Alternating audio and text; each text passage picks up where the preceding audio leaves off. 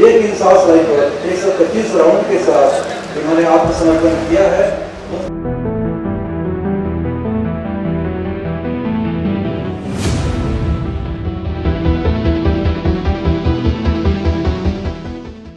झारखंड में नक्सलवाद अब खात्मे की ओर अग्रसर है। 16 की संख्या में इनामी नक्सलवादियों ने आज पुलिस के समक्ष ऑपरेशन जन जीवन के तहत अंतर्गत सरेंडर किया और उनको जो हथियार इस्तेमाल करते थे उसको भी लेकर सरेंडर किया।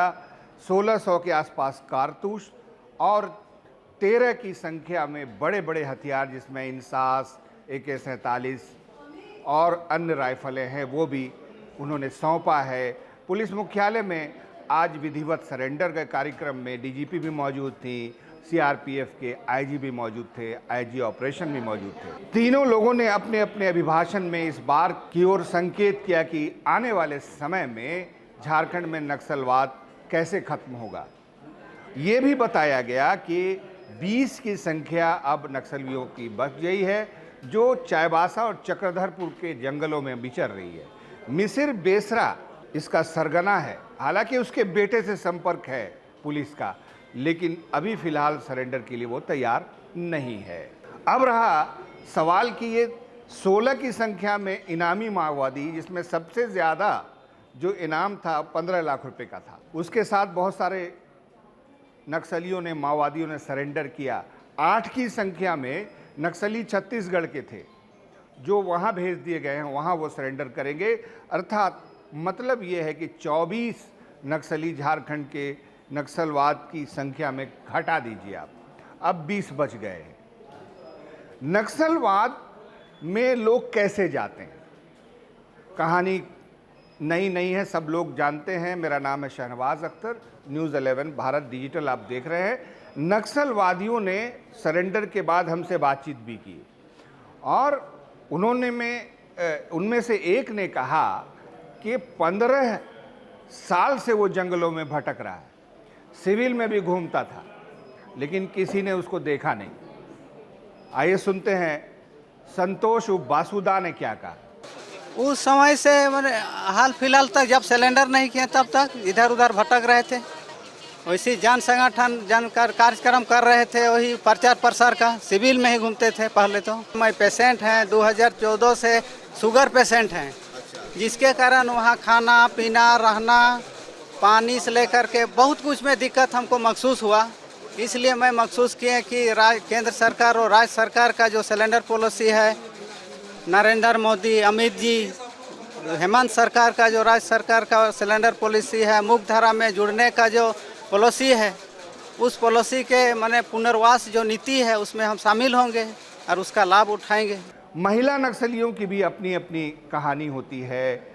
एक महिला नक्सली ने बताया कि कैसे वो पिछले 10 सालों से नक्सलवाद के चक्कर में थी, कैसे उसमें शामिल हुई। तो उन्होंने कहा कि एक कला जत्था आया था गांव में, बहुत अच्छा नृत्य करके वो उसके साथी दिखाते थे। मुझे भी नृत्य का शौक़ हुआ, डफली बजाने का शौक़ हुआ, मैं भी उसके दल में शामिल हो गई, फिर ग्रुप में शामिल हो गई, फिर उठाया हथियार चलाया है कि नहीं, मैंने ये सवाल पूछा तो उसने क्या कहा, ये सुनिए। उसने कहा कि एक बार भी फायरिंग नहीं की, लेकिन राइफल कंधे पे लेके चलती थी। हम तो क्या नाचने के लिए हम लोग का गांव में गए थे, तो उन लोग को देख करके हम आए थे, हम भी नाचेंगे, हम भी गाएंगे बोल करके। क्या हम देखे तो हमको नाचेंगे गाएंगे, हम भी ऐसा सोच करके गए। हम क्या हुआ था? सबसे पहला हथियार कौन सा मिला? इंसास। हाँ हो ना, कितना चलाया? ट्रेनिंग भी हुआ था? हाँ हुआ था। ट्रेनिंग कितना चलाने आ गया अच्छे से? एक बार भी चलाने तो नहीं चलाए हैं, बस खाली लेके घूमना। हाँ। सरेंडर समारोह में बड़ी संख्या में रिलेटिव भी आए थे। जी हाँ, रिश्तेदार, नक्सलियों का रिश्तेदार होना भी अपने आप में किसी अभिशाप से कम नहीं है। एक तो नक्सलवादी हो गया उनका अपना रिश्तेदार, भाई, भतीजा, बेटा, वो जंगल में रहता है, लौटता भी नहीं है। बार बार पुलिस भी शक करती है कि वो घर आता है, टॉर्चर का सहना पड़ता है उसको। तो नक्सलवादियों के रिश्तेदारों ने भी हमसे शेयर किया, अपनी बातें साझा की और बताया कि नक्सलवाद खत्म हो जाए, शांति से लोग रहने लगें, तो उनके जीवन में भी बहुत बड़ा परिवर्तन आएगा। आइए सुनिए नक्सलवादियों के रिश्तेदारों ने क्या कहा। बहुत दिन से प्रयास में थे कि ये सरेंडर कर दे, हम लोग घर परिवार अच्छा रहे। बहुत दिन से बाहर निकला था, हम लोग को जिंदा या मुर्दा कोई पता नहीं था। हम संतोष महतो को भाई बोलते था घर नहीं सर, कभी नहीं। यही पहला मर्द में देखे यहीं पर। कितना उम्र में छोड़ के गया? उम्र में छोड़ के 12 साल का उम्र में। आप कौन है? हम उसका भाई हैं, किसकी बात कर रहे हैं? संतोष महतो का। जी हाँ। परेशानी तो होता होगा, पुलिस भी घर में होता ही था।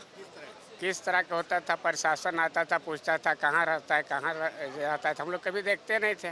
निकलिए गया है। एक मर्द पे शादी करके घर गया और दूसरा मर्द पे निकला तो अभी देखे उसको, और कभी नहीं मिले। कौन है उसके? भाई हैं। हाँ, हमसे छोटे है वो। अब आपके साथ रहेगा, खुश तो होंगे? हम तो बहुत खुश है सर, घर परिवार भी खुश में है। लड़की की भी शादी करना है, छोटा लड़का भी हमको शादी करना है। अब हम आपको अंत में ये सुनवाना चाहते हैं कि आगे की स्ट्रेटेजी क्या है, नक्सलवाद के खिलाफ पुलिस की स्ट्रेटेजी क्या है, आईजी ऑप्स ने क्या कहा है, ये सुन लीजिए। उन्होंने साफ किया है कि अब दो ही रास्ते हैं। नक्सलवादियों से अपील है, उनको सलाह है कि सरेंडर कर दे। उनको जो पॉलिसी है नवजीवन 3 के लिए वो अगर आते हैं तो जो भी पॉलिसी है उनको मिलेगी।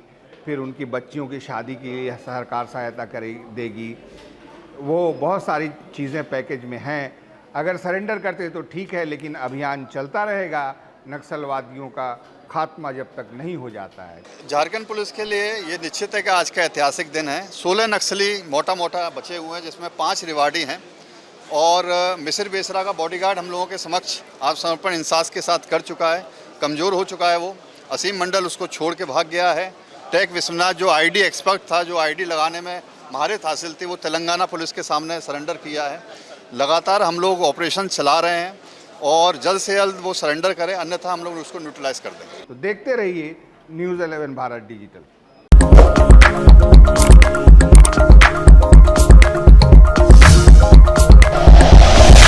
Like and share videos, subscribe करें हमारा चैनल और प्रेस करें बेल आइकॉन। न्यूज़ 11 भारत, सच है तो दिखेगा।